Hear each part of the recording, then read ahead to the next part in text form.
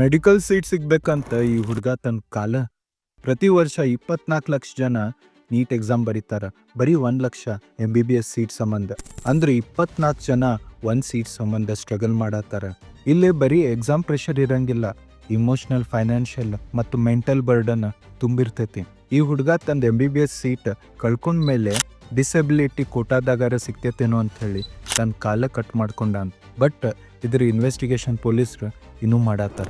NEET exam pattern actually ಭಾಳ difficult ಐತ್ರಿ. ಇದ್ರದ್ದು ವಾಸ್ಟ್ ಸಿಲೆಬಸ್ದಾಗ ಫಿಸಿಕ್ಸ್, ಕೆಮಿಸ್ಟ್ರಿ ಮತ್ತು ಬಯಾಲಜಿ ಬರ್ತೈತಿ. 180 ಕ್ವಶನ್ ಬರೀ 180 ಮಿನಿಟ್ಸ್ದಾಗ ನಾವು ಸಾಲ್ವ್ ಮಾಡ್ಬೇಕು. ತಪ್ಪು ಮಾಡಿದ್ರೆ ನೆಗೆಟಿವ್ ಮಾರ್ಕಿಂಗ್ ನಿಮ್ಗೆ ಇಂಪ್ಯಾಕ್ಟ್ ಆಗ್ತಿರ್ತೈತಿ.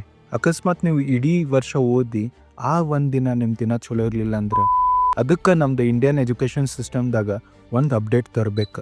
ಸ್ಕೂಲ್ ಟೈಮ್ಲಿಂತ್ರನ ಸ್ಟೂಡೆಂಟ್ಸಿಗೆ ಸ್ಟೇಟ್ ಲೆವೆಲ್ ಸಿಲೆಬಸ್ದಾಗ ಕಾಂಪಿಟೇಟಿವ್ ಎಕ್ಸಾಮಿಗೆ ಪ್ರಿಪೇರ್ ಆಗೋ ಅಂಥ ಸಿಲೆಬಸ್ ತರಬೇಕು. ಅದರ್ಲಿಂತ್ರ ಅವ್ರು ಮೆಂಟಲಿ ಪ್ರಿಪೇರ್ಡ್ ಇರ್ತಾರೆ ಇಂಥ ಚಾಲೆಂಜಸ್ ಫೇಸ್ ಮಾಡೋಕ್ಕೆ. ಫೈನಾನ್ಷಿಯಲಿನೂ ಅವ್ರು ಸ್ವಲ್ಪ ಬರ್ಡನ್ ಕಮ್ಮಿ ಆಗಿಬಿಡ್ತೈತಿ. ಎದಕ್ಕಂದ್ರೆ ಸ್ಟೂಡೆಂಟ್ಸ್ ಸ್ಕೂಲ್ದಾಗ ಎಲ್ಲ ಕಲ್ತಿರ್ತಾರೆ.